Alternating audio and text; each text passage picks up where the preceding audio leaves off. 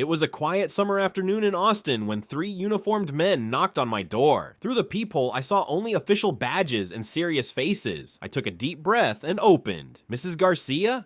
"HOA inspection," announced the tallest one, showing a golden badge. "We need to check on some reported violations. Subscribe to the channel and hit like to get access to more stories like this. Something didn't feel right. My husband Jonathan came over, confused. "We didn't get any notice about an inspection," he argued. "New policy. Inspections without prior notice so we can ensure real compliance." The man replied, pushing the door open and entering. The other 2 followed quickly. I stood frozen as they started taking pictures of our living room. Jonathan tried to intervene. "You need a warrant to—" He didn't finish his sentence. The leader pushed him against the wall. "Listen up, we make the rules around here." That's when I heard a noise coming from the hallway. My twin brothers Ryan and Scott showed up. They had come for a surprise visit, the first time in 3 years since they left the Navy. "What's going on?" asked Ryan, his posture shifting immediately as he assessed the situation. The head inspector pulled out a gun. That was his biggest mistake. In seconds, my brothers moved with frightening coordination. Ryan disarmed the man with a precise move, while Scott held down the other 2. It was like watching a perfectly choreographed dance. "Call the police, Rebecca," ordered Scott, easily keeping one of the men pinned down. 30 minutes later, our living room was full of police. Detective Harrison Parker, a gray-haired man with a sharp gaze, examined the fake credentials found with the intruders. "Derek Simmons, Kevin Walsh, and Louis Mendez," he read out. "None of them work for any legitimate HOA. The youngest, Kevin, looked nervous. When the detective pressed him, he broke down. Victoria hired us. Victoria Bennett, the HOA president. She has a list of houses she wants to acquire." Detective Parker nodded as if confirming some old suspicion. "This isn't the first incident of its kind in the neighborhood," he explained. "We've had reports of intimidation, but never any solid proof." While the officers took the men away, Parker showed us photos of an elegant middle-aged woman, Victoria. Bennett took over as HOA president 5 years ago. Since then, complaints have risen, but no one has directly confronted the issue. People just end up selling their houses and leaving. That night, after the police had left, I looked up Victoria, a former compliance executive with a background in corporate security. It seemed she'd bought several properties in the neighborhood at surprisingly low prices and then resold them with impressive profits months later. Ryan and Scott kept a close watch, checking the windows now and then. Jonathan tried to process what happened, all while icing the bruise on his face. "It's a real estate scam," Ryan explained. "She bullies owners into selling for less, then flips them for a profit."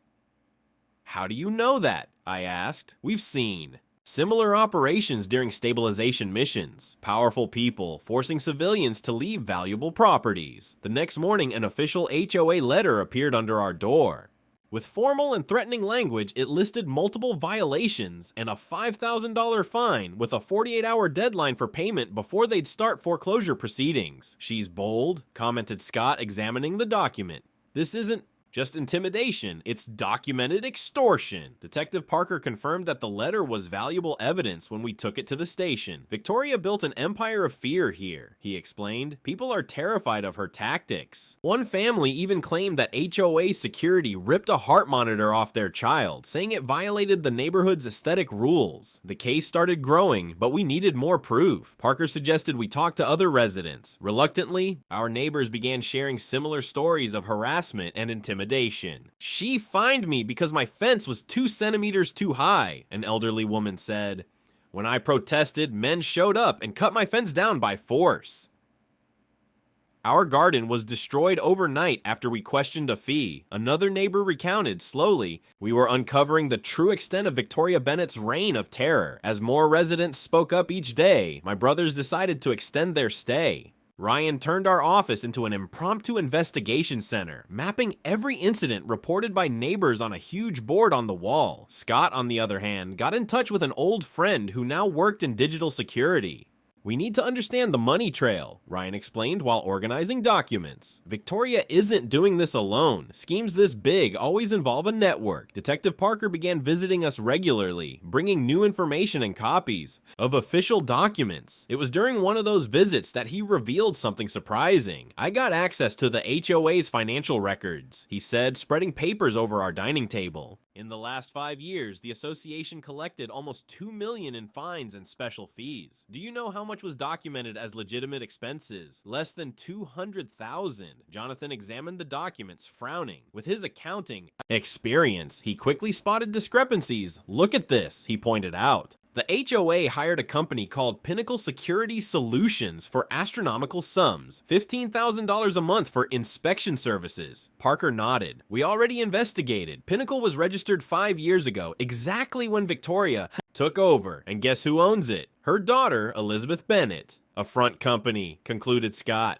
Classic. For days, we dove into documents, leaked emails, and testimonies from residents. We discovered disturbing patterns. The targeted houses were always properties with a significant potential for price increases. Victoria identified strategic targets, prime street corners, larger lots, houses with a view of the community lake, and then started systematic harassment campaigns. Ryan found out that after the original owners sold their homes under pressure, the properties underwent superficial renovations by another company tied to Victoria, Sunrise Renovations. They were then resold with profits reaching up to 40%. "This isn't just an extortion scheme," said Parker. "It's sophisticated money laundering. The renovations serve to justify the increase in price and legitimize profits obtained through criminal methods." One afternoon, while we were cross-checking information, we got an unexpected visit. Maria Gonzalez, Victoria's personal assistant, arrived at our door clearly shaken. "I can't take it anymore," she confessed, handing me a flash drive. "Victoria is getting more aggressive. Yesterday, I overheard her planning something against you guys, something serious." On the flash drive, we found a treasure trove of information, spreadsheets detailing every property acquired, the real amounts paid versus the officially declared amounts, incriminating emails, and even a manual for the inspectors she hired. "This explains everything," Scott murmured, reading the document titled Compliance Protocols. It had detailed instructions on how to intimidate without leaving, any physical evidence, how to psychologically pressure, and when to escalate to accidental property damage.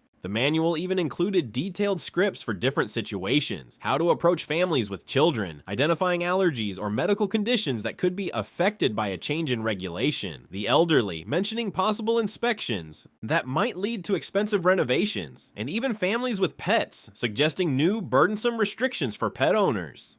"This goes beyond real estate fraud," said Detective Parker, looking over the material. "We're talking about organized crime taking place in a middle-class suburb, but we needed more. As Ryan often said during our investigations, circumstantial evidence creates suspicion, but confessions secure convictions." With Scott's contact's help, we installed advanced software on Maria's computer that gave us access to Victoria's corporate email. It was a calculated risk, technically illegal, but Parker promised not to ask details about how we obtained certain information. "Sometimes justice needs a little push," the detective commented, giving us a knowing look. "For 2 weeks, we monitored every digital move by Victoria. She was careful, avoiding any compromising email discussions, but her confidence started to turn into arrogance. In an email exchange with Derek Simmons, the leader of the group who had broken into our house and who was now out on probation, she mentioned an in-person meeting with the compliance team to discuss permanent solutions for the Garcia problem. Parker immediately requested a court order for phone tapping and surveillance. The investigation now had full official resources, with undercover agents watching both Victoria and her associates. The opportunity we had been waiting for came when Victoria called a meeting at her house with her inner circle. With a court order in hand and surveillance gear in position, we managed to record the entire conversation. The content was more incriminating than we could have expected. "These Garcias are becoming a bigger problem than we anticipated," said Victoria, her tone cold and calculating. "The market is hot and we can't miss the opportunity in that block. The 3 remaining properties need to be acquired in the next 60 days. "And if they keep resisting?" asked a male voice we identified as Bradley Thompson, a local Reals estate agent and accomplice in the scam. Victoria laughed, a sound that sent chills down my spine as we listened to the recording. "Everyone has a breaking point. We've already forced over 40 families to sell. The Garcias will be the next to beg to get out of this neighborhood alive." Once the recording ended, Detective Parker's face had hardened. "We have everything we need. I'm about to request arrest warrants immediately." While we waited for the warrants, we helped Parker organize all the evidence. Financial records showing the misappropriation of HOA funds, property documents revealing the buy and flip scheme, testimonies from over 30 residents detailing systematic intimidation, the protocols manual, compromising emails, and now the recording that openly demonstrated criminal intent. This case isn't just about money, Ryan reflected as we organized the documents. It's about power and control. Victoria turned a community mechanism into a tool of oppression. Jonathan, still bearing visible marks from the initial confrontation, added, "The scariest part is how openly it all happened, for years, without anyone managing to stop her." "That's how the best predators work," said Scott. "They take advantage of legitimate structures, use official language, and make the victims question their own rights." That night, as we reviewed all the material, Maria sent us an urgent message. Victoria had scheduled an emergency meeting with her lawyer for the next morning. She was planning to flee. "She cashed out on several investments today," Maria wrote. "She's preparing an exit." Parker sped up the process. With the help of a judge who was contacted in the middle of the night, warrants were issued for Victoria and 6 of her key accomplices. It was time to end the HOA's reign of terror once and for all. The operation was set for 6 in the morning. Detective Parker advised us to stay home, but we insisted on watching, from a safe distance as he required, Victoria, the woman who had turned our neighborhood into a zone of fear, being arrested. "You folks made this possible," Parker conceded. "You can watch, but keep a safe distance." At dawn, a small fleet of police cars was positioned strategically around Victoria's mansion. Neighbors started coming out of their houses, drawn by the unusual activity. Many looked apprehensive, others hopeful. "Positions, everyone," Parker ordered over the radio. "Alpha team at the front door, Bravo team in the back. Keep the perimeter secure." We watched from our car, parked at a safe distance. Ryan commented that the police arrangement was impressively professional. Parker wasn't giving Victoria any chance to escape. When the officers reached the door, Victoria appeared unexpectedly, impeccably dressed in an executive suit as if she were on her way to an important meeting. She was carrying a briefcase. "Victoria." "Bennett," announced Parker, stepping forward with the warrant in hand. "You are under arrest for extortion, fraud, conspiracy, intimidation, forging documents, and leading a criminal organization." For a moment, Victoria kept her usual composure, that look of superiority that so many neighbors had come to fear. Then, in a surprising move, she tried to run. She didn't get far. 2 officers quickly intercepted her. "You have no idea who you're dealing with," she shouted as she was cuffed. "I have connections. This is going to ruin your careers." Her threats rang hollow now, echoing through the neighborhood she had terrorized for years. Neighbors began gathering together, keeping behind the police perimeter, silently watching as the queen of the HOA was led to a patrol car. The operation continued throughout the morning. Derek, Bradley, and 4 other accomplices were arrested in their respective homes. Forensic teams searched Victoria's house, carrying boxes of documents and computers. As Victoria passed by us on the way to the station, our eyes met for a brief moment. I saw no remorse, only calculation, as if she were already planning her next move. "Is it really over?" Jonathan asked as we watched the police cars drive away. "For her, yes," replied Scott, "but the trauma she caused this community will take time to heal." A week after the arrests, the neighborhood looked different. It was as if an invisible weight had been lifted. People who rarely left their homes were now talking on the sidewalks. Kids played freely in the yards. The lawns, once obsessively trimmed just to avoid fines, now showed some personality. Parker came by to update us on the case. "Victoria isn't cooperating, but she doesn't have to," he said, satisfied. "We have enough evidence to convict the whole group. The prosecutor is considering sentences between 15 and 20 years for her." "And what about the HOA?" I asked. "Does it still exist?" "Technically, yes, but it's effectively dissolved until the residents decide what to do next." It was Maria, Victoria's former assistant, who proposed the first community meeting. We used the neighborhood's recreation center, a space that had rarely been used for its original purpose during Victoria's regime. The room was packed. Faces that had once been tense now showed hope, even though cautious looks were still present. An elderly lady I recognized as Mrs. Martinez, previously fined for planting unapproved sunflowers, was the first to speak. "We need to decide who we are as a community," she said, her voice trembling slightly. "Victoria made us fear one another. She turned neighbors into enemies and rules into weapons." A man stood up. "Maybe we don't really need a formal HOA. We can just be good neighbors." The discussion went on for hours. Different opinions were expressed, some heated, others conciliatory. It was exactly the kind of healthy debate that Victoria had systematically suppressed. In the end, we reached a surprising consensus. The community would form a new association, completely voluntary and focused on cooperation instead of control, united. Neighbors of Oak Ridge, suggested a young mother. The name was unanimously approved. In the following weeks, we witnessed a gradual, almost organic transformation. Instead of threatening inspectors, volunteer groups began to emerge. When Mr. Thompson, an 82-year-old widower, needed to paint his house, 5 neighbors showed up to help. When the Davis family faced financial trouble after a medical emergency, the community organized a fundraiser to cover their expenses. Ryan and Scott, who had extended their stay for almost 2 months, finally prepared to return to Colorado. "You all really made a difference here," they were told as they packed their bags. "Not just for our physical safety, but for showing that we can stand up to intimidation." Scott smiled, a rare gesture on his usually serious face. "We didn't do it alone. It was the whole community that finally found the courage to come together." One Saturday, we organized a community barbecue at the Central Park, something unthinkable during the Victoria era, when unsanctioned events were quickly broken up. More than 200 residents showed up, bringing dishes representing their diverse cultural backgrounds. During the event, I noticed how kids played freely, with parents not constantly checking if they were breaking some arbitrary rule. Dogs ran around without the excessive restrictions that had been imposed before. Music played at a moderate volume without fear of fines for disturbing the peace. Jennifer Lewis, an artist who nearly lost her home for painting her front door.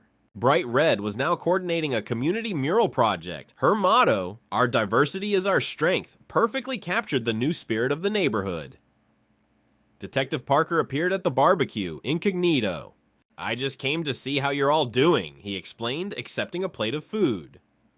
"The trial starts next month," he informed us. "The prosecution is confident. Victoria tried to make a deal, but they turned it down. They want this case to set a precedent against abuse of power in homeowners associations." "Any chance she gets out before sentencing?" Jonathan asked, still worried. "None. Bail was denied due to the risk of flight and the severity of the charges. It was during that barbecue that we truly realized the impact of our resistance." A group of residents handed us a memory book, personal stories detailing how Victoria's regime had affected their lives and how her fall brought renewal. Mrs. Patel, an Indian widow who nearly lost her home after her husband's death, wrote, "When Victoria threatened to evict me for being late on a payment during my mourning, I lost faith in humanity. Today, when my neighbors bring me food and invite me to events, that faith has been restored." Michael Chen, a university professor who had meticulously documented every abuse by the HOA for 3 years without getting justice, contributed a detailed analysis. What Victoria built wasn't just a criminal scheme, it was a microcosm of authoritarianism.